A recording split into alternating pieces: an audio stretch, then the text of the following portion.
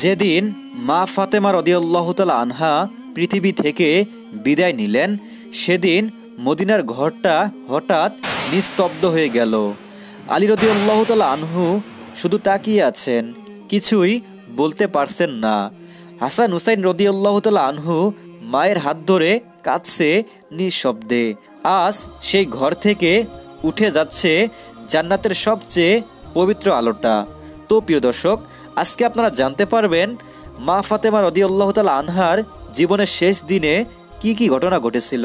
তো প্রিয় দর্শক, ঘটনাটি স্কিপ না করে সম্পূর্ণ ভিডিওটি দেখুন। একদা হযরত আলী রাদিয়াল্লাহু তাআলা আনহু ফজরের নামাজ আদায় করার জন্য মসজিদে গিয়েছেন। এদিকে হযরত ফাতেমা রাদিয়াল্লাহু তাআলা আনহা এর গায়ে অত্যন্ত জ্বর। তিনি এ জ্বর অবস্থায় ঘরের সমস্ত কাজ শেষ করেছেন। আলী রাদিয়াল্লাহু তাআলা আনহু মসজিদ থেকে যখন বাড়িতে এলেন, তখন তিনি দেখতে পেলেন হযরত ফাতেমা রাদিয়াল্লাহু তাআলা আনহা ঘরের এক কোণে বসে থেকে কাঁদছেন। তখন আলী রাদিয়াল্লাহু তাআলা আনহু প্রশ্ন করলেন, ও ফাতেমা, তুমি কাঁদছো কেন? ফাতেমা রাদিয়াল্লাহু তাআলা আনহা তার কথার কোনো উত্তর দিলেন না। ফাতেমা রাদিয়াল্লাহু তাআলা আনহা আরও জোরে জোরে কাঁদতে লাগলেন। আলী রাদিয়াল্লাহু তাআলা আনহু কয়েকবার প্রশ্ন করার পর ফাতেমা রাদিয়াল্লাহু তাআলা আনহা কাঁদতে কাঁদতে বললেন, ও আলী, আমি স্বপ্নের মধ্যে দেখেছি আমার আব্বাজান হযরত মুহাম্মদ মুস্তাফা সাল্লাল্লাহু আলাইহি ওয়াসাল্লাম আমার ঘরের মধ্যে ঢুকে কি যেন তালাশ করতেছেন। ঘর থেকে বাহির হওয়ার সময় আমি পিছন দিক থেকে আমার আব্বাজানকে ডাক দিলাম, ও আব্বাজান, আপনি কি তালাশ করতেছেন? তখন আব্বাজান হযরত মুহাম্মদ সাল্লাল্লাহু আলাইহি ওয়াসাল্লাম বললেন, ও আমার ফাতেমা, আমি তো তোমাকে তালাশ করতেছি, তোমাকে নিয়ে যাওয়ার জন্য।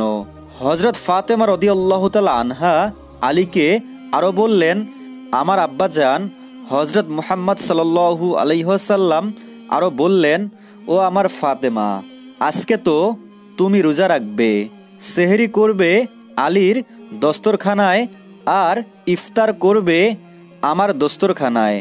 আলী রাদিয়াল্লাহু তাআলা আনহু এ স্বপ্ন শোনার পর তার আর বুঝতে বাকি থাকলো না যে ফাতেমা আজকেই ইন্তেকাল করবেন।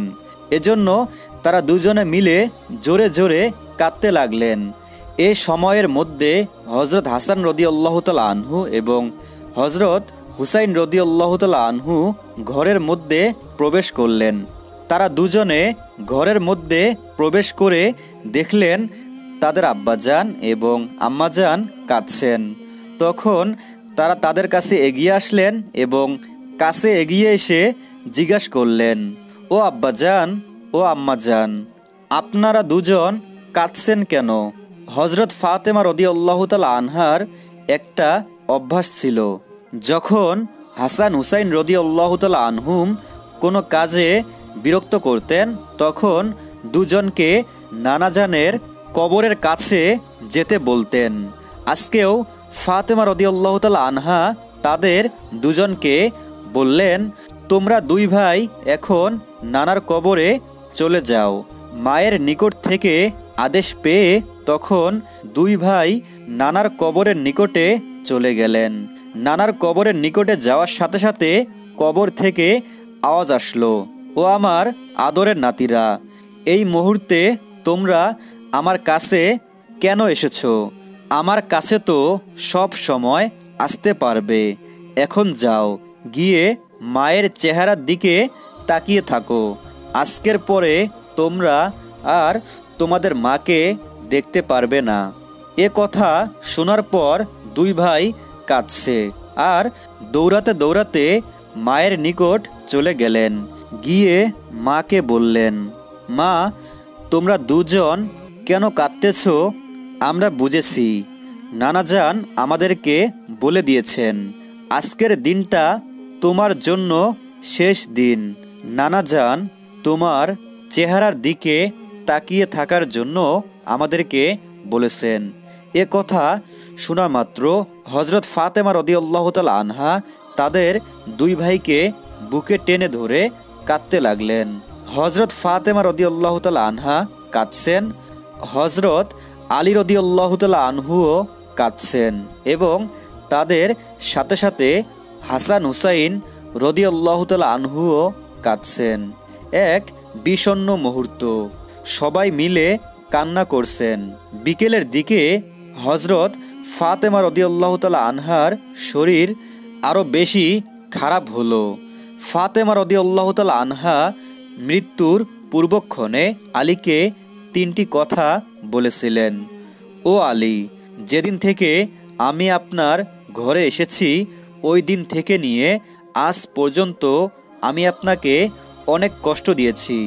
যদি আপনি আমাকে ক্ষমা না করেন তাহলে কিয়ামতের ময়দানে আমার আব্বাজান হজরত মুহাম্মদ সাল্লাল্লাহু আলাইহি ওয়াসাল্লাম আমার কারণে অনেক লজ্জিত হবেন। বলেন আপনি আমাকে ক্ষমা করলেন কিনা?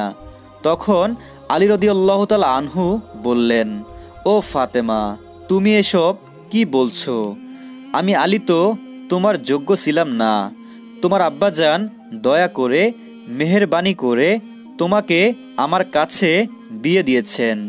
বিয়ের দিন থেকে আজ পর্যন্ত আমি আলী তোমাকে কোনো দিন ঠিকমতো 2 বেলা খাবার খাওয়াতে পারি নাই। ও ফাতেমা, তুমি বলো আমাকে ক্ষমা করছো কি না? তুমি যদি আমাকে ক্ষমা না করো তাহলে আমাকেও কিয়ামতের দিন কঠিন শাস্তি ভোগ করতে হবে। তারপর হজরত ফাতেমা রাদিয়াল্লাহু তাআলা আনহা আবারও বললেন, ও আলী, আপনার সাথে আমার দ্বিতীয় কথা হলো আমি মারা যাওয়ার পর আপনি বিয়ে করে নেবেন দুনিয়ার যে কোনো মহিলাকে। আপনার যাকে পছন্দ হবে আপনার পছন্দ মতো আপনি তাকেই বিয়ে করে নেবেন। আপনাকে আমি অনুমতি দিলাম। আর আমার বাচ্চা 2টাকে সপ্তাহে একটা দিন আপনার কোলের মধ্য করে নিয়ে ঘুমাবেন। তারপর ফাতেমা রাদিয়াল্লাহু তাআলা আনহা আবারও বললেন, ও আলী, আপনার সাথে আমার তৃতীয় কথা হলো হাসান হুসাইন যখন বালেগ হবে তখন 2 ভাইকে আল্লাহর রাস্তায় সোপর্দ করে দেবেন এবং আমাকে রাতের বেলায় দাফন করবেন। তখন হজরত আলী রাদিয়াল্লাহু তাআলা আনহু বললেন, তুমি নবীর মেয়ে, আমি সবখানে খবর দিয়ে তোমায় দাফন করব, এতে সমস্যা কি? এ কথা শোনার পর হজরত ফাতেমা রাদিয়াল্লাহু তাআলা আনহা বললেন, আমার কাফনের কাপড়ের উপর দিয়ে সবাই অনুমান করবে যে নবীর মেয়ে কতটুকু লম্বা ছিল, কতটুকু স্বাস্থ্য ছিল, এতে আমার পর্দা ভঙ্গ হবে। এ কথাগুলো বলার পর হজরত ফাতেমা রাদিয়াল্লাহু তাআলা আনহা ইন্তেকাল করেন। এই পৃথিবী ছেড়ে চিরদিনের জন্য চলে গেলেন।